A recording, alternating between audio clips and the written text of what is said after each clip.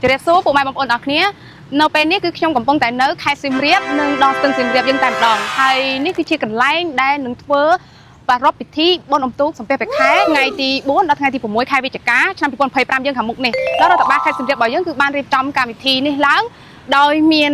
ការជិះទូកលេងកម្សាន្តនិងការលក់ដូរដោយមានម្ហូបខ្មែរជាច្រើនមុខហើយក្នុងពេលដ៏ល្អនេះដែរខ្ញុំសូមឆ្លៀតឱកាសប្រាប់ទៅពួកម៉ែបងប្អូនដែលនឹងមកលេងខេត្តសៀមរាបយើងតែម្ដងណែនាំពីភោជនីយដ្ឋានខ្មែរមួយកន្លែងមានឈ្មោះថាដើមគិរីដែលក្នុងនោះដែរគឺភោជនីយដ្ឋានដើមគិរីគឺជាភោជនីយដ្ឋានផ្ទះខ្មែរបែបឆ្នាំ1960ដែលមានលក់ម្ហូបខ្មែរជាច្រើនមុខមានរសជាតិដើមសម្រាប់បងប្អូនដែលស្រឡាញ់ម្ហូបខ្មែរចង់ញ៉ាំម្ហូបខ្មែរដែលមានរសជាតិដើមបងប្អូនអាចមកភោជនីយដ្ឋានដើមគិរីដែលមានទីតាំង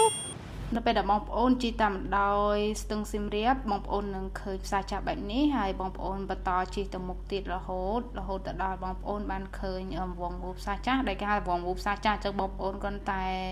ជិះតាមវងមូលផ្សារចាស់នឹងមកបន្ទាប់មកបងប្អូនក៏បន្តជិះទៅមុខបន្តទៀតរហូតទៅតែបងប្អូនឃើញកន្លែងស្ពានអង្គពើនេះក៏ត្រូវជិះបន្តទៅទៀតដែរអញ្ចឹងបងប្អូនជិះរហូតទៅដល់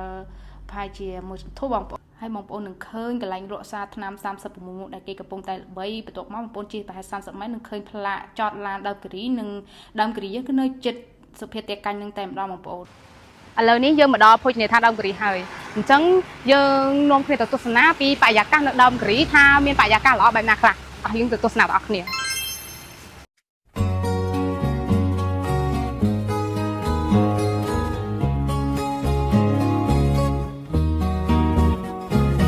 Siem Reap province is like a bird.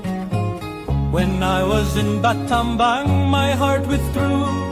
thinking of my love. But in Battambang, I love Champa. Now having seen Siem Reap's champagne,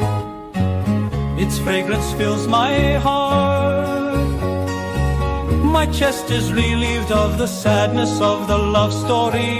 The champa flower makes me ready to weep.